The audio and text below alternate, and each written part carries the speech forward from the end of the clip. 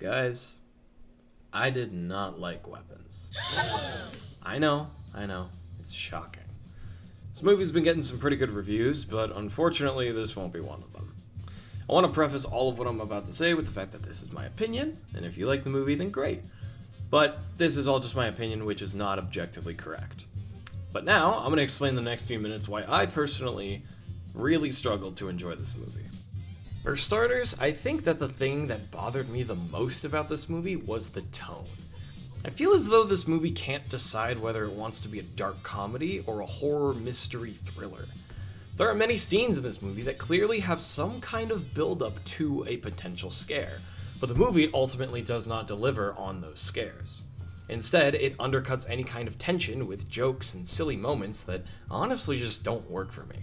The humor contrasts so heavily with the quote-unquote scary scenes that it ultimately nullifies any kind of tension and scares that the movie is attempting to make.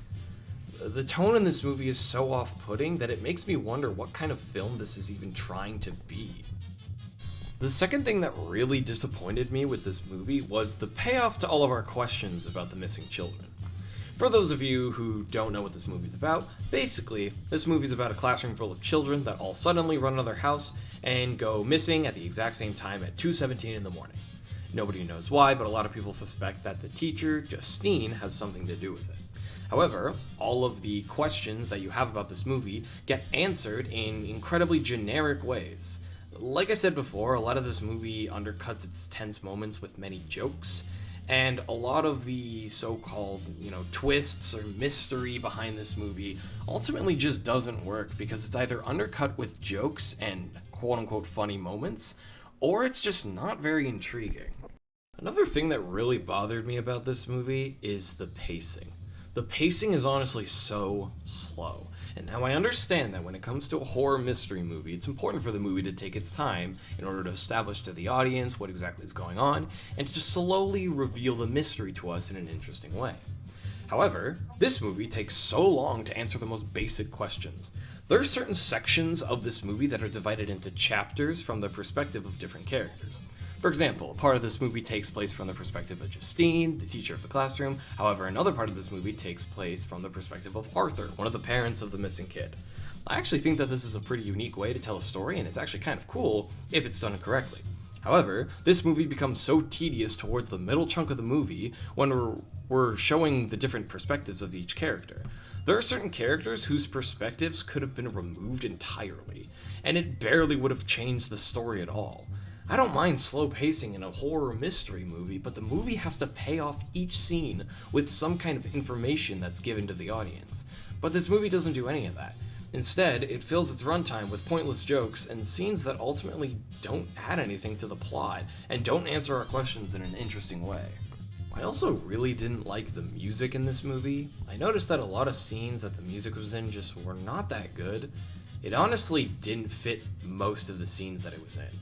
There's a particular scene where they show all the children running out of their houses, and this scene, when it was initially teased in the trailer for the movie, actually looked pretty good. I thought that the teaser was actually quite intriguing. It was pretty eerie and quiet. However, in the movie, there's a song that plays that just doesn't add to the tension of the scene, and if anything, it just kind of takes away from it. I also did not like the antagonist in this movie. I won't spoil who it is just yet, but they don't have a very menacing presence. They kind of just come off as very weird, and we never get a motivation for why they're doing what they're doing, and they're honestly just not very intimidating, and they come off as very silly. Now, for my final critiques of this movie, I'm going to be getting into some spoilers, so if you guys don't want any spoilers, please skip to this time code.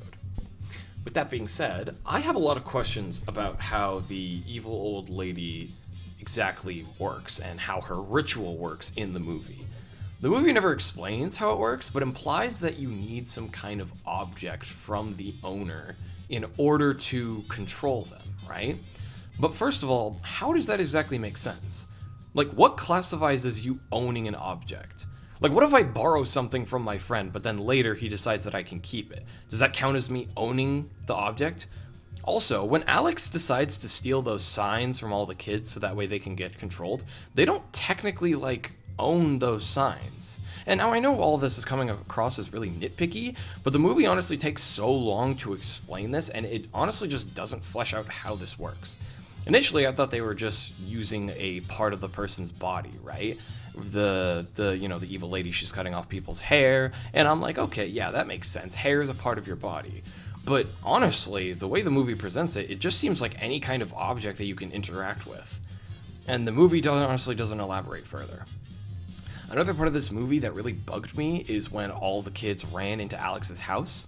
Now, initially, when I saw the kids running into his house, I thought they would have ran into the woods and like snuck around through the back door and kind of subtly went in without anyone seeing them. But no, they run directly into his house on the street. So how is it that this movie puts such an emphasis on the other houses using their Ring door cameras to see the children, but it completely ignores the fact that those houses on Alex's street could have had Ring cameras too? Like, this movie's kind of implying that not a single house on that street had any form of a camera. Like, you're telling me not a single one of those houses had a camera, and they didn't see any of the children? And, like, they were running in pretty big groups, too.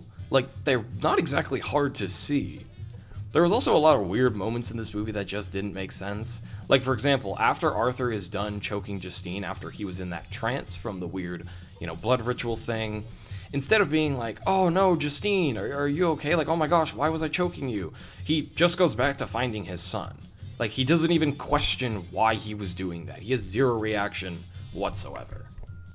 However, to be nice to this movie, because honestly I have been having a lot of negative thoughts about this movie, I'll end with some positive ones. I will say that I think this movie is shot very well. The cinematography is honestly great.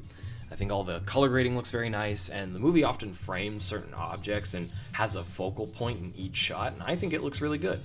I also think that the acting is top-notch. Julie Gardner and Josh Brolin are really great in this movie, as always. So overall, the performances and the cinematography, they're great. However, in my opinion, this was not enough to save the movie for me. I was expecting to get a tense, creepy horror mystery, and instead I got a weird hybrid. Personally, this movie is just not for me, and overall, I personally was disappointed with this movie. But after all, this is just my opinion. So, I am going to give Weapons a 4 out of 10. Hey everyone, thank you so much for watching the video. If you liked it, like, comment, and subscribe. I know this one was a bit more negative than usual, but hey, this is just my opinion. You do not have to agree with it. Yeah, I hope you guys enjoyed the video, and have a good day.